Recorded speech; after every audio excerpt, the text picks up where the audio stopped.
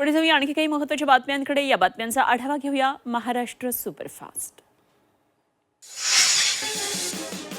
ITI प्रवेशासाठी पहिल्या फेरीचा पसंतीक्रम भरण्याचा आज शेवटचा दिवस आहे आणि अद्याप हजारो विद्यार्थ्यांनी याकडे पाठ फिरवल्याचं समोर आलंय। केवळ 1,32,000 विद्यार्थ्यांनीच आपले प्राधान्यक्रम नोंदवले आहेत।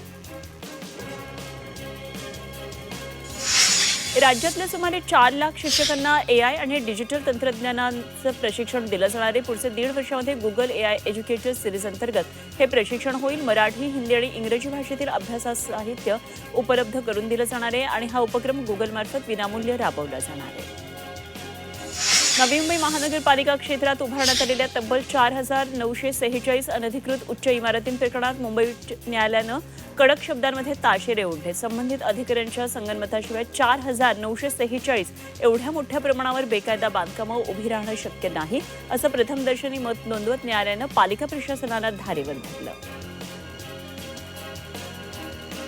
रेल्वे स्थानकावरील भिंतींवर पान मसाला आणि गुटख्याच्या पिचकाऱ्यांचे डाग 5 मिनिटांमध्ये गायब होणार आहेत। पश्चिम रेल्वेनं जर्मन नॅनो तंत्रज्ञानावर आधारित विशेष रासायनिक कोटिंगचा प्रयोग सुरू केलाय आणि स्थानकांवरील स्वच्छता अधिक प्रभावी आणि जलद करण्यासाठी नव्या तंत्रज्ञानाचा वापर करण्याचा हा निर्णय घेतलाय।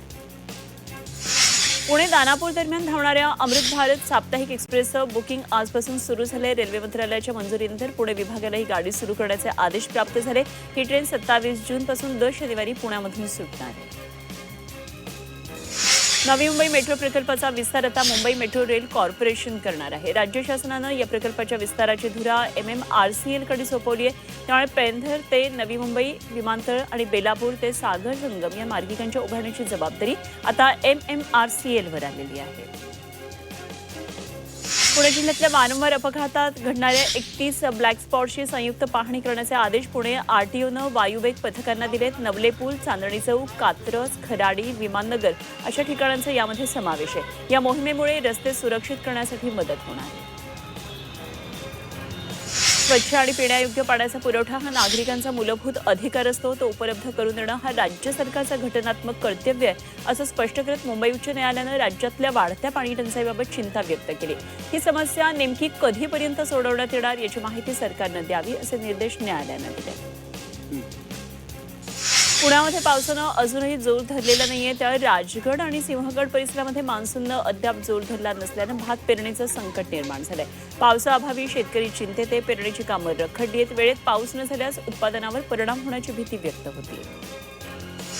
दिल्लीतल्या परिसरामध्ये वाल्मिक वस्तीमध्ये झोपडपट्टीत भीषण आग लागल्याची घटना घडली। अग्निशमन दलाच्या मदतीनं आग विझवण्यात यश आलं। घटनेत सुदैवानं कुठली जीवितहानी झालेली नाही। भिवंडीमध्ये रिमझिम पावसामुळे आणि त्यानंतर आलेल्या उन्हामुळे सुंदर असं इंद्रधनुष्य पाहायला मिळालं। पावसाच्या सरीनंतर हवेत निर्माण झालेल्या उकाड्यापासून भिवंडीकरांना दिलासा मिळाला। या ऊन आणि पावसाच्या खेळामुळे आकाशात सप्तरंगी नयनरम्य असं दृश्य पाहायला मिळालं। डोंबिवलीमध्ये पावसाच्या सरी बरसल्या। संध्याकाळच्या सुमाराला अचानक वरुणराजानं हजेरी लावली। उकाड्यानं हैराण झालेल्या नागरिकांना थोडासा दिलासा मिळाला। शिर्डी, राहता, कोपरगावमध्ये विजेच्या कडकडाटासह पावसानं हजेरी लावली। उकाड्यानं हैराण झालेल्या नागरिकांना पावसानं काहीसा दिलासा मिळाला। प्रदीर्घ प्रतीक्षेनंतर नाशिकमध्ये दमदार पावसानं हजेरी लावली। पावसाच्या आगमनानं बळीराजा सुखावला। नागरिकांना देखील उकाड्यापासून दिलासा मिळाला। पुण्यामध्ये जून महिना सरासरीच्या तब्बल 70% कमी पावसाची नोंद झाली। पुण्यामध्ये काल पडलेला पाऊस हा प्री मान्सून शॉवर्स या प्रकारातला होता, अशी माहिती पुणे वेधशाळेने दिली। धुळे जिल्ह्यातल्या 3 तालुक्यांमध्ये पावसानं हजेरी लावली। शिरपूर शहरासह साक्री, शिंदखेडा तालुक्यामध्ये विविध ठिकाणी वाऱ्यासह पावसानं हजेरी लावली। उकाड्यानं हैराण झालेल्या नागरिकांना त्यामुळे दिलासा मिळाला। पावसाच्या हजेरीनं बळीराजाही सुखावला। नंदुरबार जिल्ह्यातल्या सातपुड्यामध्ये धडगाव आणि खांडबारा परिसरात पावसानं हजेरी लावली। उकाड्यानं हैराण झालेल्या नंदुरबारकरांना काहीसा दिलासा मिळाला। पावसाला सुरुवात झालेली बळीराजाला हा दिलासा मिळाला। लासलगावमध्ये वादळी वाऱ्यासह पावसानं हजेरी लावली। शेतकऱ्यांमध्ये समाधानाचं त्यामुळे वातावरण आहे। पेरणीसाठी मोठ्या पावसाची अजूनही प्रतीक्षा। प्रदीर्घ प्रतीक्षेनंतर पावसानं येवल्यात दमदार हजेरी लावली। वादळी वाऱ्यासह मुसळधार पाऊस बरसला। पावसाच्या आगमनानं बळीराजा सुखावला। रत्नागिरी जिल्ह्यामध्ये मान्सून सक्रिय झाला। ठिकठिकाणी मान्सूनच्या जोरदार सरी बरसतात। दापोली, चिपळूण, संगमनेर, खेड या तालुक्यात संगमेश्वर खेड या तालुक्यामध्ये पावसाच्या हलक्या सरी बरसल्या.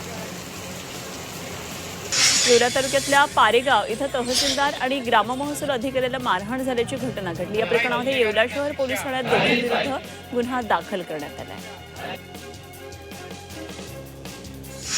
सरकारने जाहीर केलेल्या कर्जमाफी विरोधात नागपूरमध्ये आंदोलन करण्यात आले. निर्णयाची प्रत जाळून रस्त्यावर झोपून हे आंदोलन करण्यात आलं.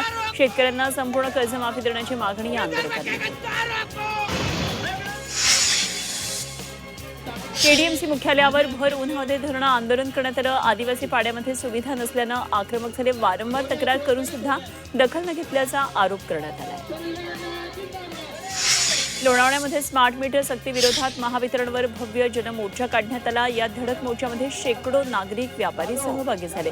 छत्रपती शिवाजी महाराज चौकामध्ये सुरू झालेल्या आंदोलनात स्मार्ट मीटरची सक्ती तात्काळ मागे घेण्याची मागणी आंदोलकांनी केली.